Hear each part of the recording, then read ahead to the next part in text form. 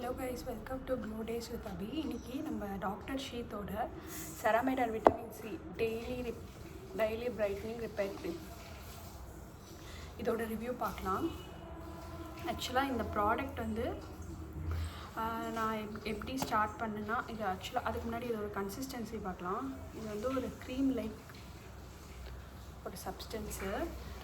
So அதுக்காக தான் இதை ஃபஸ்ட்டு நான் சூஸ் பண்ணது. என்ன ரீசன்னா, நான் வந்து விட்டமின் சி யூஸ் பண்ணணும்னு சொல்லிட்டு என்னோட கன்சர்ன் ரொம்ப நாளாக இருந்துச்சு. பட் விட்டமின் சி யூஸ் பண்ணுறதுக்கு முன்னாடி ஸ்கின்னை வந்து கிளியர் பண்ணிடணும். அதுக்கப்புறம் நீங்கள் விட்டமின் சி யூஸ் பண்ணால் தான் அதுக்கு வந்து நிறைய பவர் இருக்கும், நிறைய பெனிஃபிட் அது மூலிமா ஃபேஸ் பண்ணலாம் அப்படின்னு சொன்னதால், ஸோ ஃபஸ்ட்டு ஸ்கின்னை கிளியர் பண்ணுவோம், ஸ்கின்னை ஒரு ப்ராப்பரான சர்ஃபேஸாக வச்சுப்போம், அப்புறம் வந்து நம்ம விட்டமின் சியை கொண்டு வரலாம் அப்படின்னு சொல்லிட்டு. அப்புறம் விட்டமின் சி இன்டேக் பண்ணலாம் அப்படின்னும் போது வந்து டக்குன்னு அந்த சீரம் வந்து யூஸ் பண்ணால் ஒரு சின்ன ஸ்டேஷன் மாதிரி இருந்துச்சு. அதனால் சரி க்ரீம் லைக் மாதிரி போகலாம் அப்படின்னு சொல்லிட்டு, நம்ம மாய்ஸ்சரைசர் இல்லைனா டெய்லி யூஸ் பண்ணுற நைட் க்ரீம், டே க்ரீம் இந்த மாதிரி இதில் வந்து நம்ம யூஸ் பண்ண ஆரம்பிக்கலாம். அப்போ ஸோ தட் நமக்கு வந்து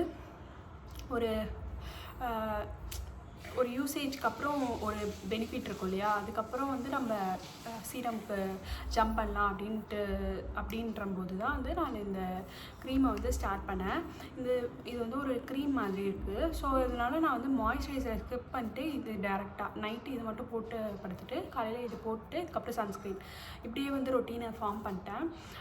ஸோ இந்த வேளை நான் வந்து விட்டமின் சியும் இன்டேக் பண்ண ஆரம்பிச்சிட்டேன். ஸோ விட்டமின் சி நமக்கு இப்போது ரியாக்ட் ஆகுதா, நமக்கு ஒத்துக்குதா அப்படின்னு பார்க்குறதுக்கு எனக்கு இப்போ இதை யூஸ் பண்ண அப்புறம் எந்தவித பிரேக் அவுட்டோ ஆக்னி மார்க்கோ எதுவுமே வந்து எனக்கு இல்லை. ஸோ அதனால் விட்டமின் சி என்னோடய ஸ்கின்னுக்கு அக்செப்ட் ஆகுது. இப்போ நான் வந்து விட்டமின் சி யூஸ் பண்ணலாம் இது கம்ப்ளீட் பண்ண அப்புறம் அப்படின்ற மாதிரி எண்டுக்கு வந்திருக்கேன். ஸோ இது வந்து உண்மையாகவே நல்ல ப்ராடக்ட்டு. எப்படின்னா, ஃபஸ்ட்டு டாக்டர் ஷீத் எல்லாமே வந்து ஒரு பிகினர் ஃப்ரெண்ட்லி ப்ராடக்டாக தான் இருக்கும். ஸோ நீங்கள் வந்து அதை நீங்கள் யூஸ் பண்ணிங்கன்னா உங்களுக்கு வந்து நல்லாவே ரிசல்ட்ஸ் கிடைக்கும்.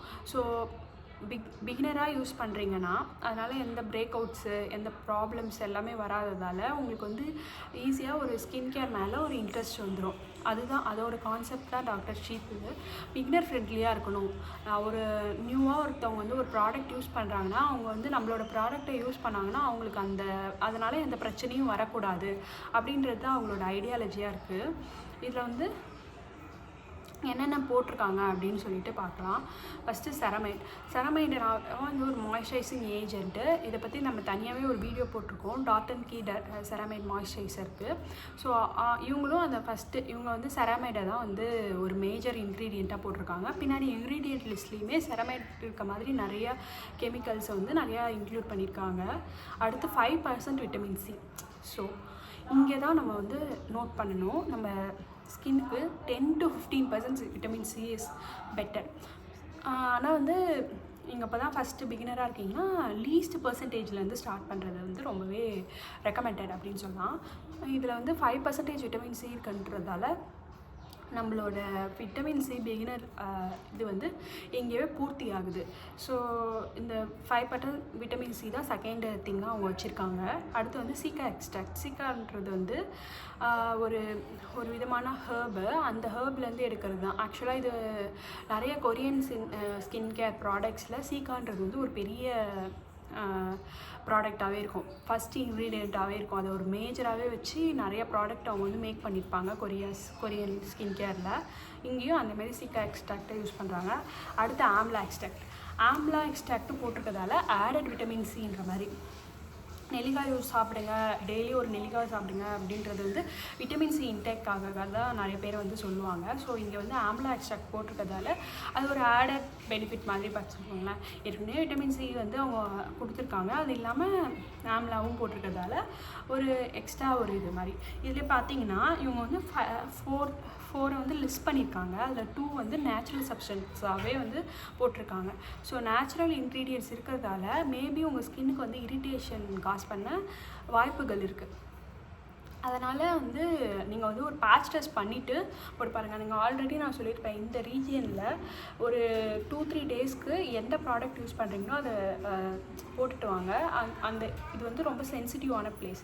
ஸோ இங்கே வந்து உங்களுக்கு டக்குன்னு ரியாக்ஷன் காமிச்சிடும். அது உங்களுக்கு ஒத்துக்கலைன்னா 2-3 டேஸில் இது பண்ணேன்னா அது காம் டவுன் ஆகிடும். ஸோ எந்த ஒரு ப்ராடக்ட்டுமே ஃபஸ்ட்டு யூஸ் பண்ணிங்கன்னா உங்களுக்கு வந்து ஒரு குட்டி குட்டி பர்ம் வர வாய்ப்பு இருக்குது, இல்லைனா ரியாக்ட் ஆக வாய்ப்பு இருக்குது, ரெட் கலரில் எதனா பிம்பிள்ஸ் வர வாய்ப்பு இருக்குது. அதெல்லாம் வந்து எந்த ப்ராடக்ட் நீங்கள் யூஸ் பண்ணாலும் அது உங்களுக்கு வரும். ஸோ அது வந்து நார்மல். அது வந்து கண்டினியூ ஆகுதா, over the period of time அது உங்களுக்கு இரிட்டேஷனை காஸ் பண்ணுதா அப்படின்றத வச்சு தான் நம்ம வந்து அந்த ப்ராடக்ட் நமக்கு சூட் ஆகுதா இல்லையா அப்படின்னு சொல்ல முடியும். டக்குன்னு எடுத்த உடனே 1 வீக் 2 வீக்லேயே நமக்கு வந்து நிறைய பொறிப்பியாக வருது, குட்டி குட்டியாக வருது, பம்ப்ஸ் வருது, ஆக்னே வருது, பஸ்ஸோடு வருது, இப்படின்னு நம்ம வந்து நிறுத்திடக்கூடாது. 3rd வீக்லேயே அது கண்டினியூ ஆகுதா, ப்ரொலாங் ஆகுதா அப்படின்னு சொல்லிட்டு பார்க்கணும். அப்போ தான் அந்த ப்ராடக்ட் வந்து நமக்கு வந்து ஒரு டேஞ்சரஸான சப்ஸ்டன்ஸாக இல்லையா அப்படின்னு சொல்லிட்டு நம்ம வந்து முடிவு பண்ண முடியும். இது வந்து 30 கிராம் ப்ராடக்ட்டு. இதோட ப்ரைஸ் வந்து இது பார்த்து இதோட ப்ரைஸ் சொல்கிறேன். இது வந்து ஃபஸ்ட்டு ஒரு காயின் சைஸ் வந்து அமௌண்ட் எடுத்துகிட்டு உங்களோட நெக் அண்ட் இது யூஸ் பண்ணி சொல்லியிருக்காங்க. நான் ஆக்சுவலாக ஃபேஸ் வாஷ் பண்ணியிருக்கேன். இப்போ நான் வந்து இதை யூஸ் பண்ணி காட்டுறேன்.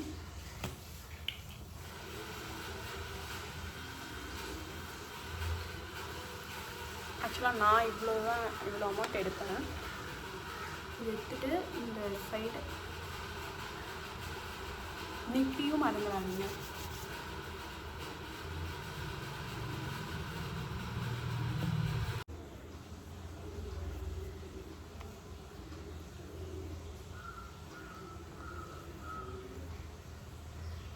யூஸ் பண்ண ஒரு 5 மினிட்ஸ்க்கு வந்து ஒரு மாதிரி ஒரு லேயர் ஏதோ ஒன்று போட்டிருக்க மாதிரி உங்களுக்கு ஃபீல் ஆகும். பட் வந்து ஒரு 5 to 10 மினிட்ஸ்க்கு அப்புறம் அது ஒரு உங்களுக்கு நேச்சுரல் ஸ்கின் மாதிரியே ஆகிடும். ஸோ எந்த வித இதுவும் இருக்காது. இப்போ அப்ளை பண்ண உடனே ஒரு மாதிரி இதுவாக இருக்கும். நான் ஆல்ரெடி சொன்ன மாதிரி பேக் ஆஃப் த ஸ்க்ரீனில் அந்த கொஞ்சம் ப்ராடக்ட் எடுத்து தேய்ச்சிட்டு கொஞ்சம் நேரம் கழித்து அதை வந்து தடவி பாருங்கள்.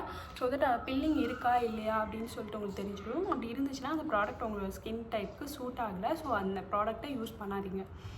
அதான். அப்புறம் இதோட இன்க்ரீடியன்ட்ஸ்லாம் பார்த்துடலாம்.